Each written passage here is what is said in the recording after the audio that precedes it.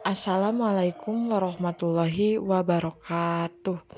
Sampurasun. Wilujeng patepang deui sareng ibu dina pangajaran bahasa Sunda. Kumaha daramang siswa-siswi sadaya? Mugia sadayana aya dina kaayaan sehat walafiat. Sareng sumanget diajar dina moda daring.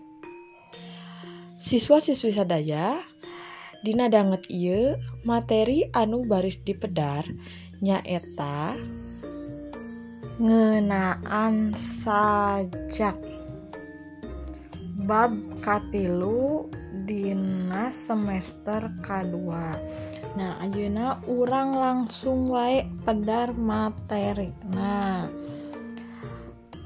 Nah, sateuacana hideuk kungsi teu ngadangu atawa maca dina buku sateuacan diajar sajarah sajak teh naon wae, sajarah sajak Sunda teh kumaha wae. Nah, ayeuna urang pedar sajarah sajak Sunda. Asupna wangun sajak kana sastra Sunda teh kira-kira tahun 1850-an. Tos lami ya 1850-an. Ti harita sajak kaasup salah sahiji wangun sastra anu dipikaresep nepikeun ka kiwari. Kiwari teh ayeuna. Sajak Sunda dimuat dina koran, majalah, jeung buku. Nah, anapon panyajak Sunda. Kahiji Kiswes, anu kadua Aib Rosidi, anu katilu Wahyu Wibisana, anu kaopat Godisuwarna. Nah, Godisuwarna mah asalna teh ti dieu ti Ciamis. Anu kalima Karna Yudi Brata.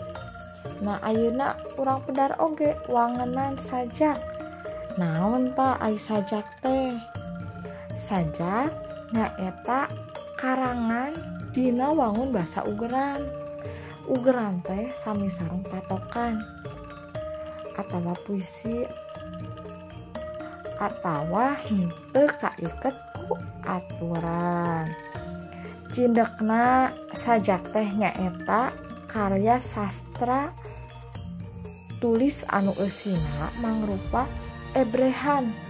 Ebrehan teh sami sareng ungkapan dina basa Indonesia nya.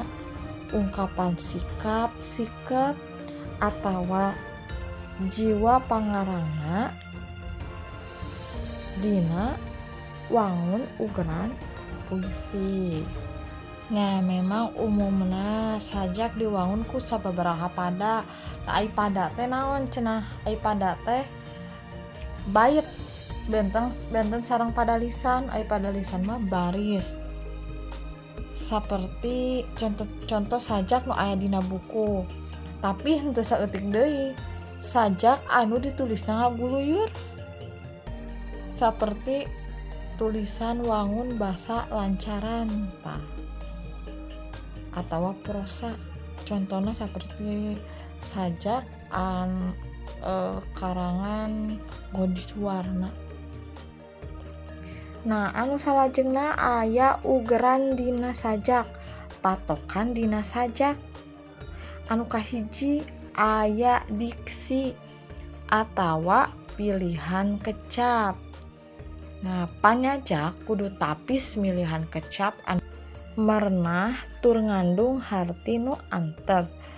Aya kecap anu ngandung perlambang dina diksi mah atawa simbol.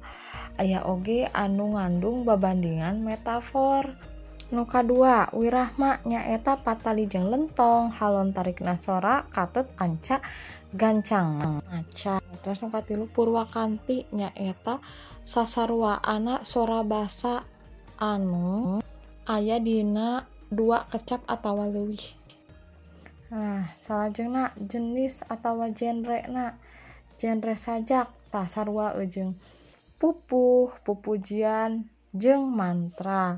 Nah, kan bedana aya dina pupuh mah ugeranana patokanana nyaeta nyokok kana guru lagu nyaeta Sora tungtung dina unggal pada lisan atawa baris. Teras guru wilangan nyaeta jumlah engang dina unggal pada lisan. Nah ai pada lisan teh baris.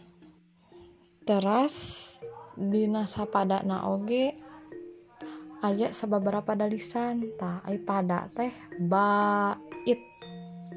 Nah, kanggo lawungan dinten ieu mung sakitu heula materi anu tiasa didugikeun ku ibu. Kangge absensina serat tina kolom komentar. Hatur nuhun kana perhatosanana, tepang di mingguan payun. Billahi taufiq wal hidayah. Wassalamualaikum warahmatullahi wabarakatuh.